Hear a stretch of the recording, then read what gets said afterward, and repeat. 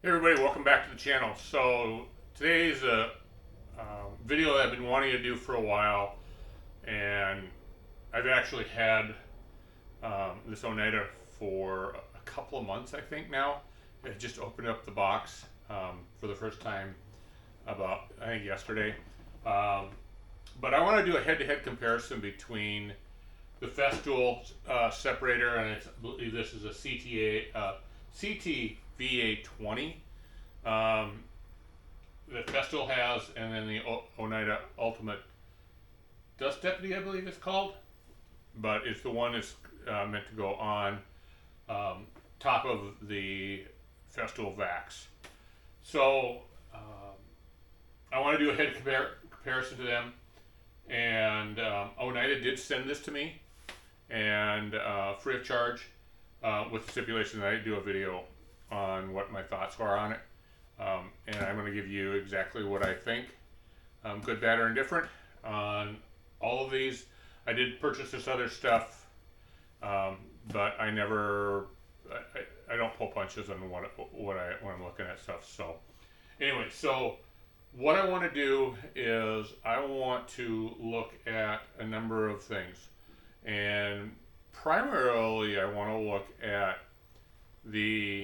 how much airflow is actually coming through the hoses, through the separators from the vacuum. Now this says vacuum isn't got a clean bag in it. It's probably half, 3/4 full. That really doesn't matter because I'm looking comparison percentage differences between them.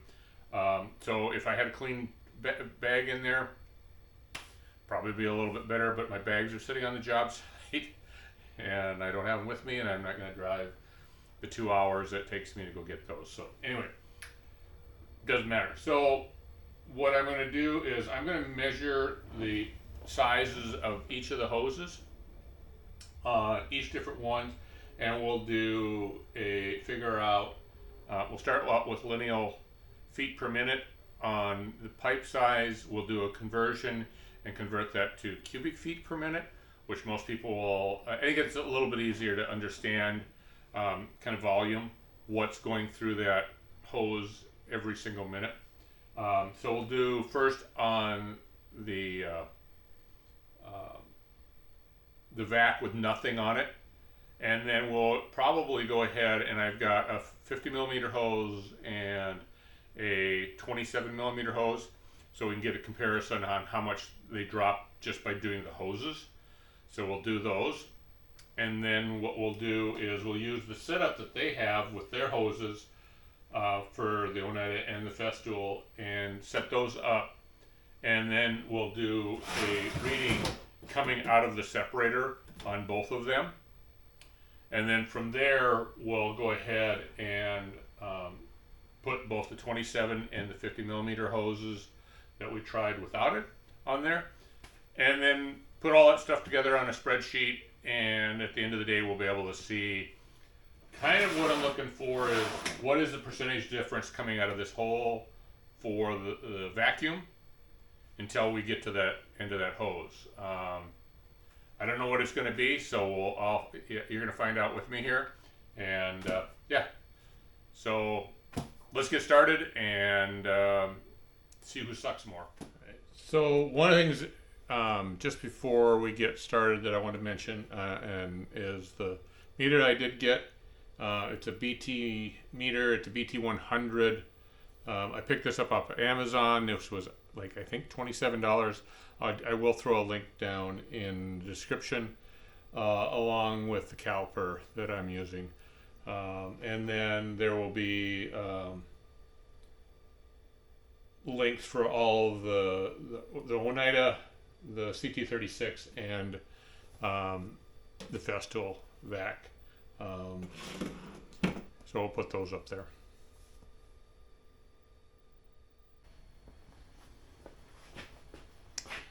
All right, we're going to start out with coming directly out of the vacuum, and we'll get the dimensions on that.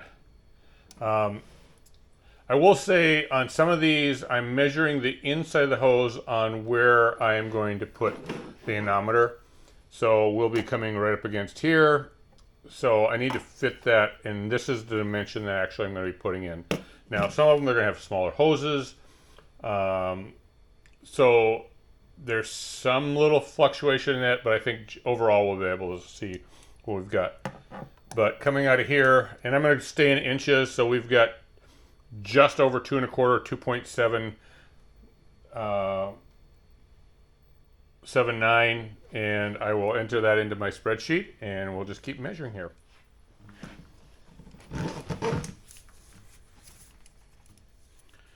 So here's that 50 millimeter hose, and then I'm gonna. So one of the things that's deceiving on this 50 millimeter hose, and I think you can see that, is the connector is actually bigger than the hose. But I'm still going to, because this is where I'm going to put the anemometer, that's where I'm going to take my dimension from. And that is 2.065 inches. Now I know on the inside that is smaller. And that is this, on this, it's a pretty short hose here. It's same on both ends.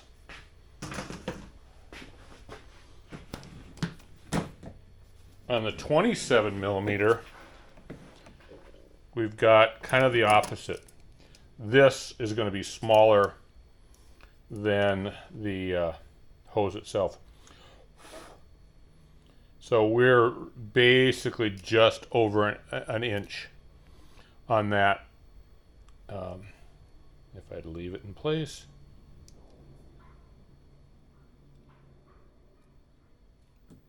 Actually, it just comes under an inch. So it depends, I guess, where I measure it. It's usually coming in around an inch. There's just over an inch. So we're going to call that an inch. So that's the output on that.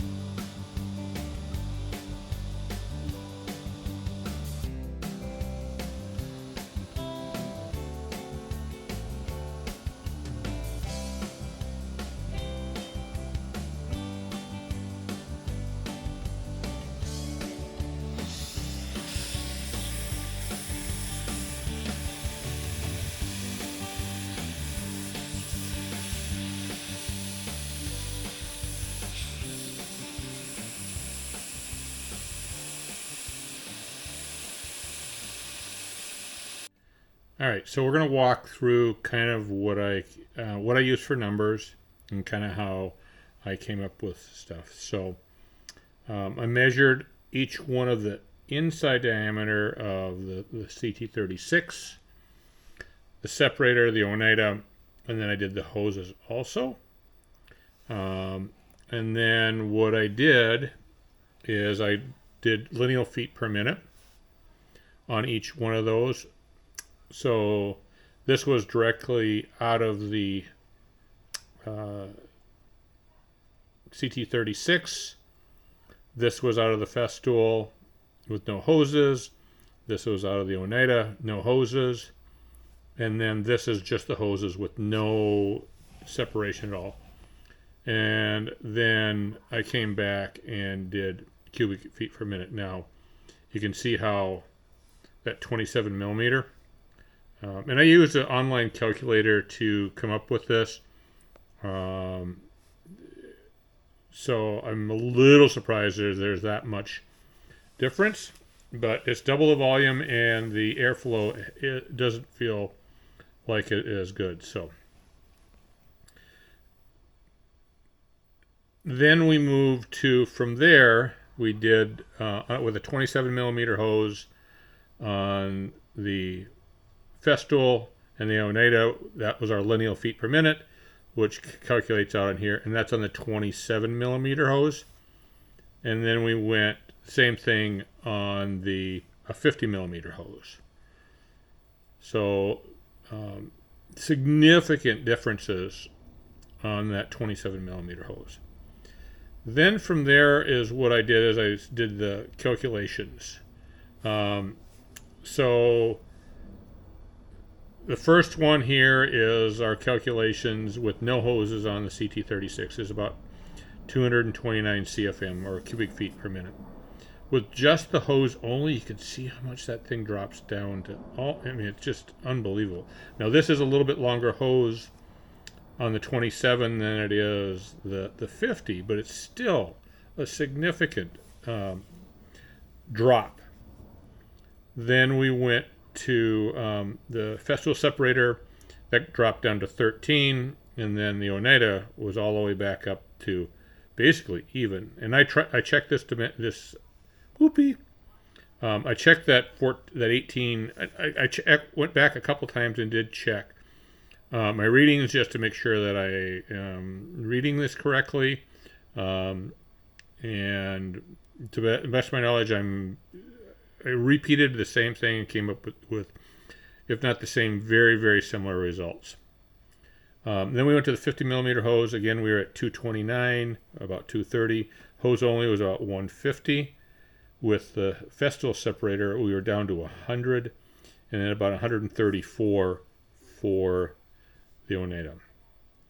So when we come back to what would be the full version of hooking up to a hose, the separator on the dust collector, on the Festool with a 27 millimeter hose, we're losing about almost 30%.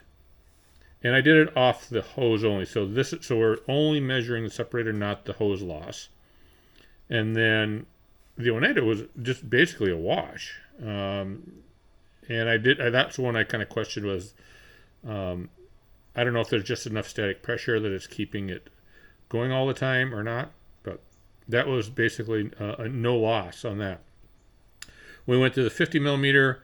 And this actually kind of surprised me how much difference, like I said, between the 50 and the 27 millimeter. So we got from 150 down to 102, and down from 150 down to 134. So we had on the Oneida about a 12%, almost 13% loss in airflow over the hose only.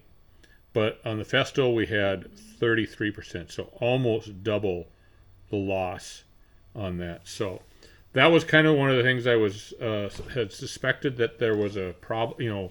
When I was using the Festool, I didn't feel like it had good suction. So that's what I've come up with my results. All right. So one of the things I want to address, and I think it needs to be said, is that early on when I went to buy, I was going to buy one of these years ago, and Festool is not really happy about this, and then I think Oneida redesigned this, and that was in regards to static electricity. So with plastic parts, static electricity can build up in it.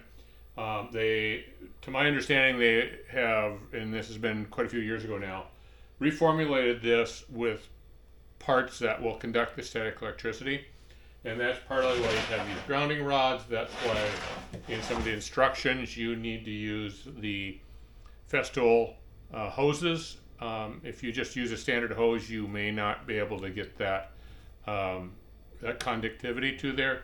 If you have, like if your ground lug is broken off the plug or something like that, where you're not getting ground from this that potentially can do a static charge, there is a potential to fry, whether it's a Festool or any other vac that has electronics, more than like a shop, probably more like a shop vac, which there's not electronics in it, or at least the older ones didn't. So I don't think it's a big deal. I am not concerned by it, but I just wanted to put that out front and let people know that if you're concerned about it, go to Oneida's website. They have a whole bunch of information specifically on that and the static, and they should be able to answer. And if they get questions, reach out to them, and they should be able to help you. And yeah.